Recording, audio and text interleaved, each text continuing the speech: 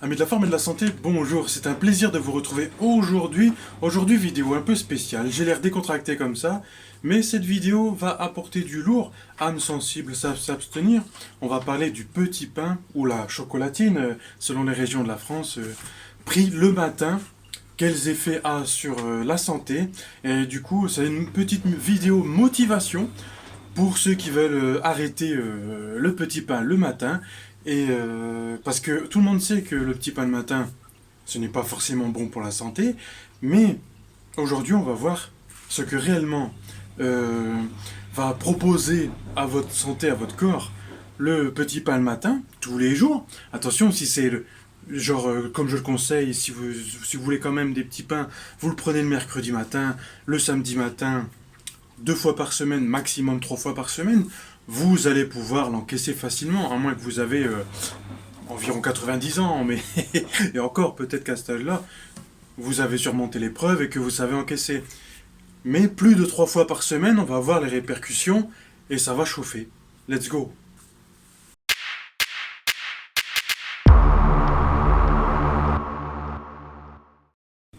Alors d'abord les amis, je voudrais vous envoyer un message à certains, je voulais envoyer un message à tous ceux qui arrivent à résister aux tentations de la société, comme le sucre rapide, comme les petits pains, comme la cigarette, comme l'alcool. Notre société apporte énormément de tentations et nous pouvons céder, comme je viens de le dire, 1 fois, 2 fois par semaine, mais chroniquement, en fait, si vous cédez chroniquement à toutes ces tentations, et bien forcément vous aurez une pathologie chronique qui va apparaître, qui va commencer par une oxydation, qui va se suivre par une inflammation, l'inflammation qui mène à la pire des choses qui peut arriver, comme un cancer ou autre chose qui n'est pas très correcte pour la santé du corps. Alors on va attaquer directement le petit pain le matin et à la fin je vous donnerai ben, avec quoi vous pouvez remplacer tout simplement, d'accord?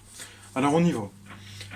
Il ne sert à rien au niveau énergétique, car il va vous faire une hypoglycémie, et, euh, et du coup vous allez retomber direct en énergie.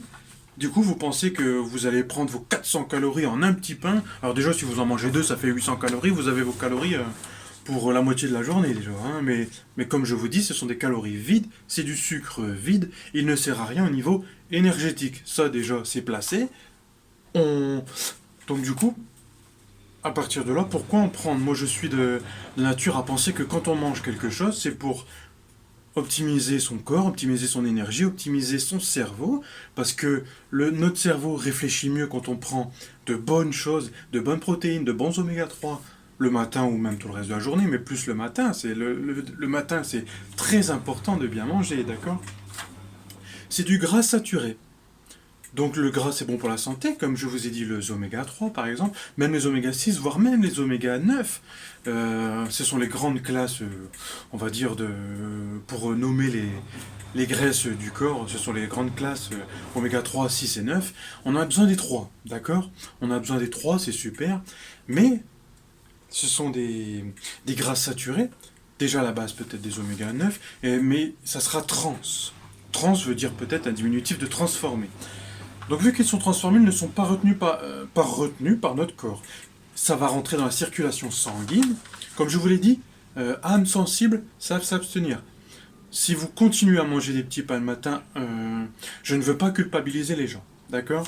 Donc ceux qui ne veulent pas faire d'efforts et qui veulent continuer à manger le petit pain le matin tous les jours, je préfère que vous arrêtez tout de suite cette vidéo parce que vous allez peut-être culpabiliser encore plus que vous ne culpabilisez peut-être maintenant.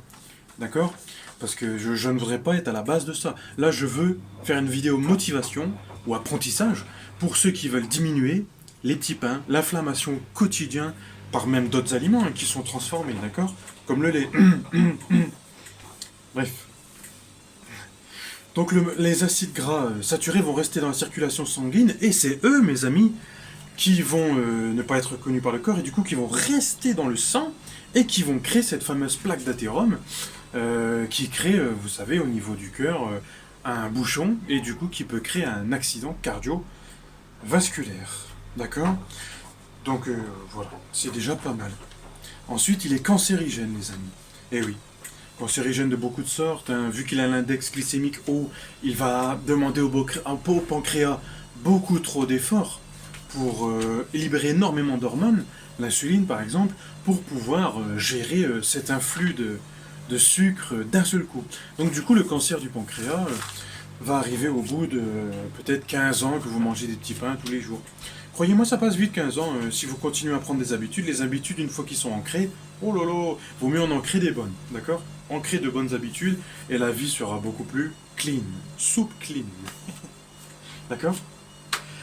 Inflammatoire, douleur articulaire, donc on n'y pense pas, mais ça va, l'inflammation, parce qu'en fait, ça va enflammer vos intestins, ça va enflammer le pancréas, comme je viens de vous dire, mais l'inflammation, elle se déplace dans le corps, elle est un peu osmogène. Donc elle va se déplacer de vos intestins à vos articulations, à votre bas du dos. Donc la mauvaise alimentation, les amis, crée des douleurs articulaires. D'accord?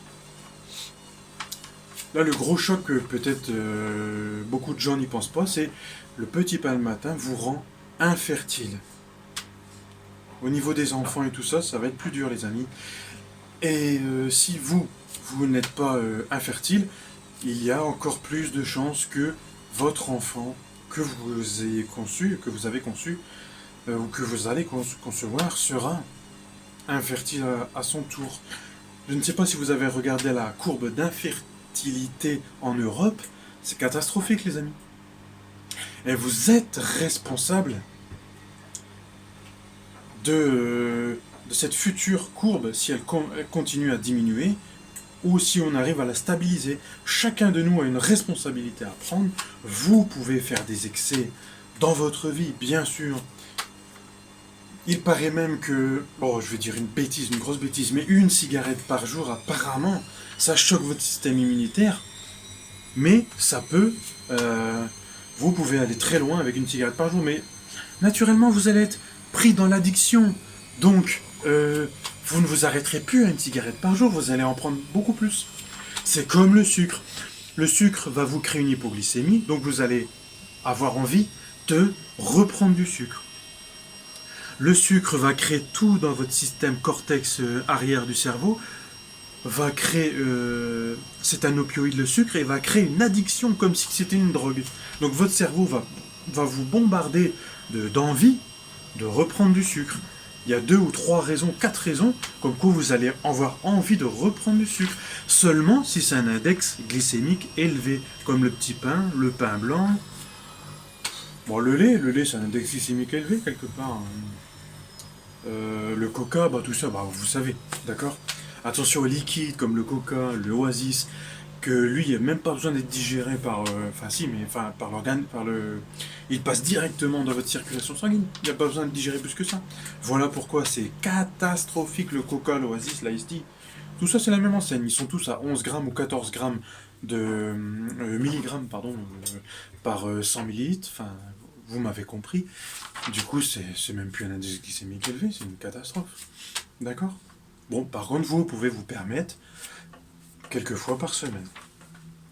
Attention, mes amis. Si vous voulez faire attention à vous, ou à vos enfants plutôt.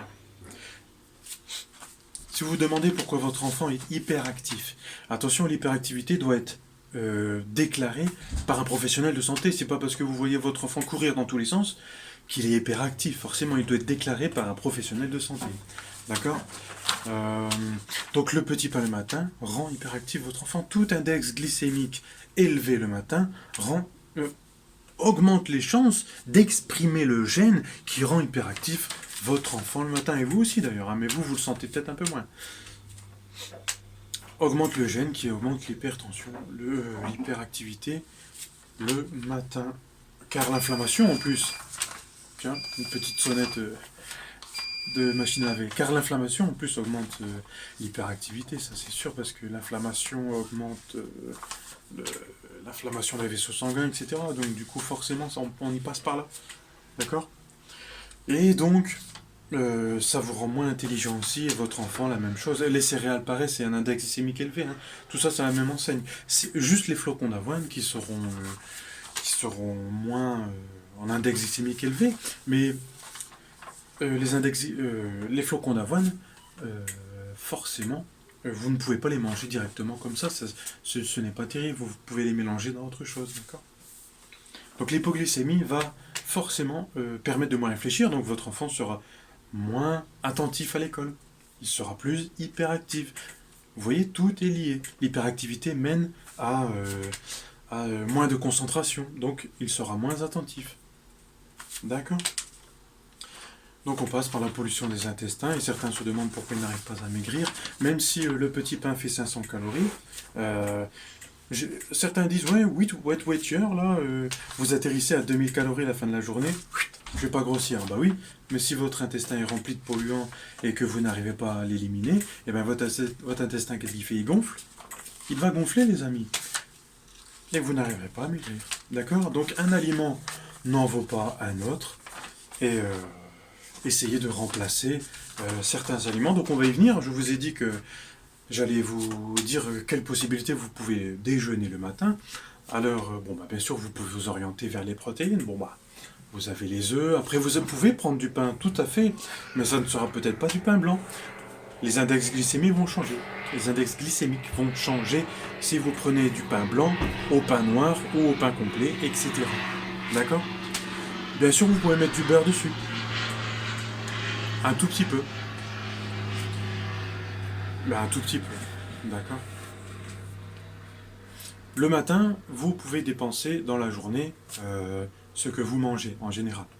D'accord? Bien sûr, il faudra penser à le dépenser. Si vous prenez 30 grammes le matin ou 60, ce n'est pas la même chose. Donc voilà, je vais vous laisser là-dessus. Méditez là-dessus, essayez d'y réfléchir. Laissez-moi un commentaire en bas si vous avez des idées déjeuner le matin. Partagez entre vous. Et je vous souhaite bon courage à ceux qui veulent arrêter ou diminuer. Car les tentations de la société sont partout. Il y a de la pub à la télévision, il y a de la pub dans la rue, il y a de la pub dans notre radio, partout. Alcool, cigarettes, sucre, j'en passe des meilleurs, hein. Il y en a plein. Hein. Et en fait, il faut rectifier petit à petit si vous voulez. Vous ne pouvez pas tout changer d'un coup, c'est compliqué.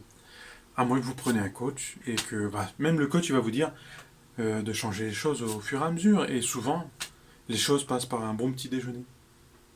Appréciez-le d'ailleurs, mangez moins le soir, essayez de manger moins le soir, et vous verrez que le matin vous aurez faim. Et si le matin vous avez faim, un petit pain ne suffit pas, car l'index glycémique est trop élevé. Vous allez le digérer vite fait et vous aurez encore faim. Tout est lié les amis, tout est lié. Je vais vous laisser là-dessus, c'était Jérém Laforme, coach de santé, de vie. Il n'y a pas vraiment de définition propre exacte, oui il y a des définitions à ce que je fais. Je suis formé à l'Académie Elisa Marceau, coach fonctionnel de santé par la nutrition. Toutes nos recherches et nos études sont basées sur des articles scientifiques. Je n'ai rien inventé de ce que je vous ai dit aujourd'hui, d'accord? Et l'Institut fonctionnel de médecine par la nutrition de Washington nous donne notre base pour construire l'arbre de la santé. A bientôt les amis, gardez la forme. Ciao.